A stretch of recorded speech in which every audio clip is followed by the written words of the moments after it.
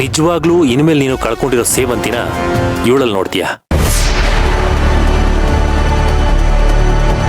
ಇವಳು ಎಷ್ಟು ಒಳ್ಳೆಯವಳು ಅಂದ್ರೆ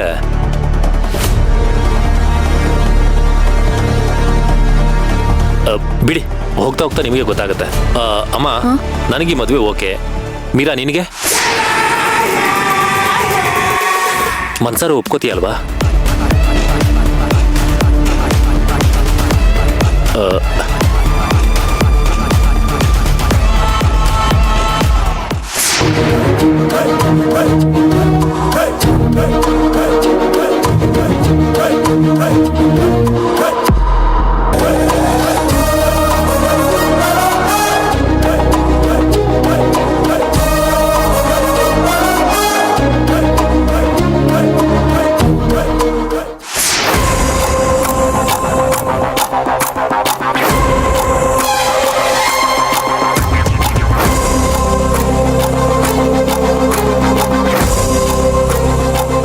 ಈ ಹೂವ ಆರ್ಟಿಫಿಷಿಯಲ್.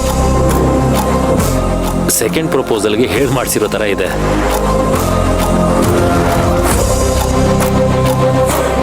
ಹೂವ ಪ್ಲಾಸ್ಟಿಕ್ ಆದ್ರೇನು, ಒರಿಜಿನಲ್ ಆದ್ರೇನು, ಹೂವ ಪ್ರೀತಿಯ ಸಂಕೇತ ಅಲ್ವಾ? ಒಪ್ಪಿಗೆ ಇದ್ರೆ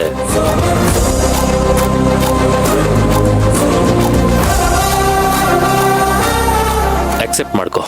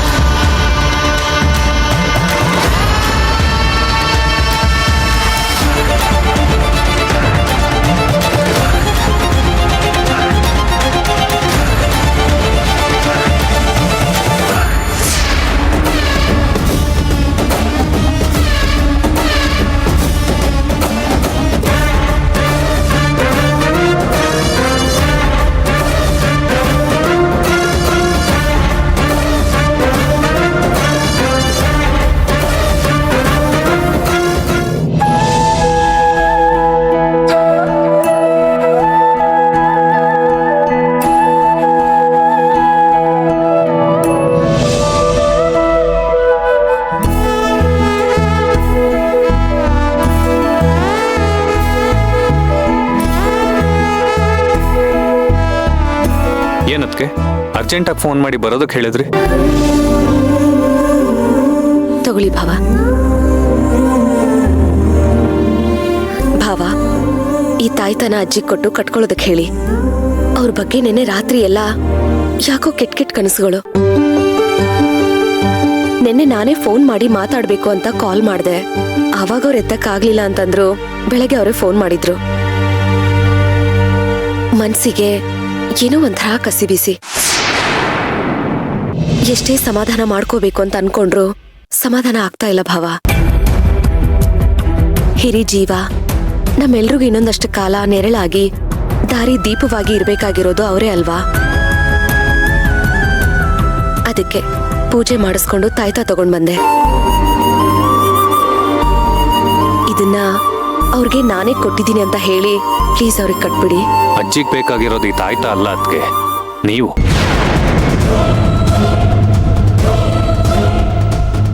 ಬಂದ್ರೆ ಅಜ್ಜಿ ಏನು ಇಡೀ ಮನೆನೇ ಆರೋಗ್ಯವಾಗಿರುತ್ತೆ. ವಾಪಸ್ ಬಂದ್ಬಿಡಿ ಅದಕ್ಕೆ. ಭಾವ, ಸುಮ್ನೆ ಆಗ್ದಿರೋದನ್ನೆಲ್ಲ ಮಾತಾಡ್ಬೇಡಿ. ನನಗೆ ನಿಮ್ಮ ಮನ್ಸಲ್ಲಿ ಏನಿದೆ ಅಂತಾನೆ ಅರ್ಥ ಆಗ್ತಿಲ್ಲ ಅದಕ್ಕೆ. ಒಂದ್ ಕಡೆ ಮನೇಲಿರೋ ಎಲ್ರನ್ನೂ ಪ್ರೀತಿಸ್ತೀರಾ, ಕೇರ್ ಮಾಡ್ತೀರಾ. ಇನ್ನೊಂದ್ ಕಡೆ ಅರ್ಜುನ್ ಮೇಲೆ ಪ್ರಾಣನೇ ಇಟ್ಕೊಂಡಿದ್ದೀರಾ, ಆದ್ರೂ ಡೈವರ್ಸ್ ಕೊಡ್ತೀರಾ. ನನಗೂ ಆ ಮನೆಗೂ ಸಂಬಂಧನೇ ಇಲ್ಲ ಅಂತ ಮನೆಯಿಂದ ಹೊರಗಡೆ ಬರ್ತೀರಾ.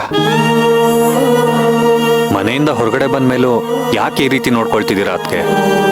ಭಾವ, ಜಗತ್ತಲ್ಲಿ ಉತ್ತರನೇ ಸಿಗದಿರೋ ಎಷ್ಟೋ ಪ್ರಶ್ನೆಗಳಿದೆ. ನನ್ ಸಮಸ್ಯೆನೂ ಹಾಗೆ ಅಂತ ಅನ್ಕೊಳ್ಳಿ.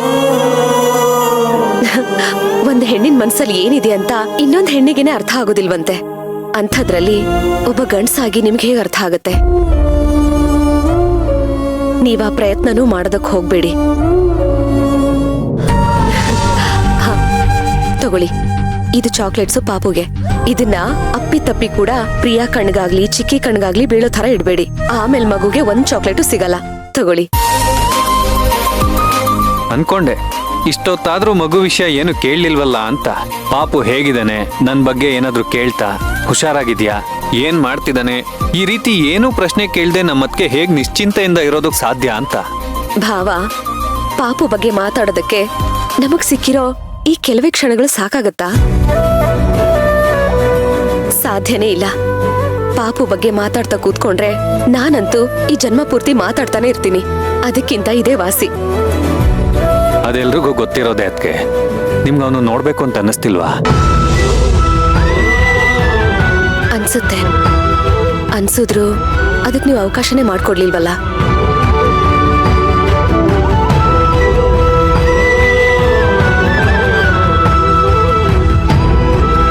ಅವತ್ತು ಅವನನ್ನ ನೋಡ್ಬೇಕು, ಕಡೆ ಸರ್ತಿ ಎತ್ತು ಮುದ್ದಾಡ್ಬೇಕು.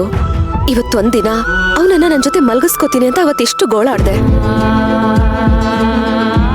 ನೀವ್ ಒಪ್ಲೇ ಇಲ್ಲ.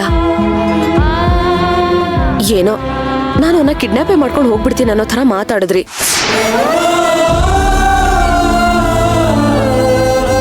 ನಮ್ ಕಲ್ಪನಾ ಅತ್ತೆನೆ ವಾಸಿ. ಹೋಗೋಕ್ಕಿಂತ ಮುಂಚೆ ಮಗುನ ಮುದ್ದಾಡಕ್ ಕೊಟ್ರು. ಅವನ್ನ ನನ್ನ ಮನಸ್ಸು ಇಚ್ಛೆ ಮುದ್ದಾಡ್ದೆ. ಅವತ್ತಿನ ನನ್ನ ಬಿಹೇವಿಯರ್ ಬಗ್ಗೆ ನನಗೂ ಬೇಜಾರಿದೆ ಅದಕ್ಕೆ.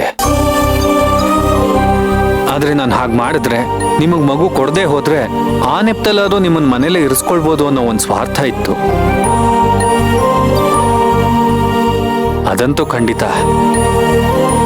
ನನ್ನ ತಪ್ಪಿಗೆ ನೀವೇನ್ ಶಿಕ್ಷೆ ಕೊಡ್ತೀರೋ ಅಂತ ನನಗೆ ಗೊತ್ತಿಲ್ಲ. ಆದ್ರೆ ತಪ್ಪು ಕಾಣಿಕೆ ಅಂತೂ ನಾನು ನಿಮಗೆ ತಂದಿದ್ದೀನಿ.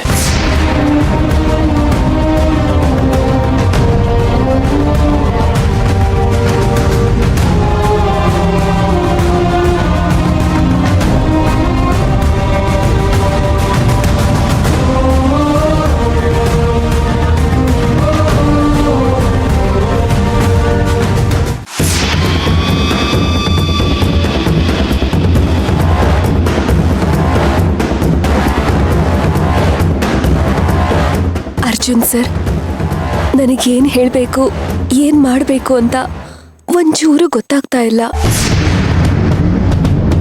ದೇವ್ರ ತರ ನೀವು ನನ್ ಕೇಳ್ದೇನೆ ವರ ಕೊಡ್ತಾ ಇದ್ದೀರಾ. ಆ ವರ ಏನು ಅಂತ ಗೊತ್ತಾಗದೆ ತುಂಬಾ ಗೊಂದಲದಲ್ಲಿದ್ದೀನಿ. ಆದ್ರೆ ಇದ್ರಿಂದ ನನ್ಗ್ ಒಳ್ಳೇದಾಗತ್ತೆ ಹೊರತು ಕೆಟ್ಟದಂತೂ ಆಗಲ್ಲ ಅಂತ ನನಗ್ ಗೊತ್ತಿದೆ. ನೀವ್ಯಾರು ನನಗ್ ಕೆಟ್ಟದ್ ಬಯಸಲ್ಲ, ಬದಲಾಗಿ ಒಳ್ಳೇದನ್ನೇ ಬಯಸ್ತೀರಾ ಅನ್ನೋ ನಂಬಿಕೆಲಿ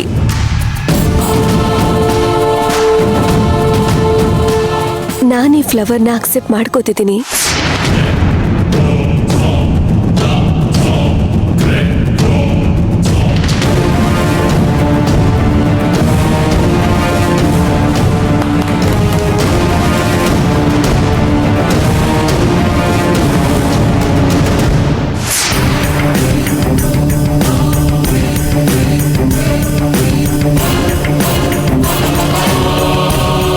Meera, very good.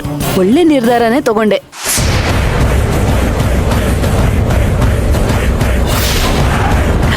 Congrats Meera, all the very best.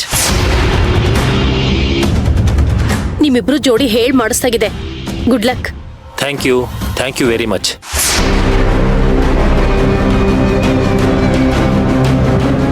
Thanks Meera. Sir, ಇದು ಹೇಗಿದೆ ಅಂದ್ರೆ ಶಾಪಗ್ರಸ್ತ ಅಹಲ್ಯೆಗೆ ಶ್ರೀರಾಮಚಂದ್ರ ಬಂದು ಮುಕ್ತಿ ಕೊಡ್ತಾನಲ್ಲ ಹಾಗೆ.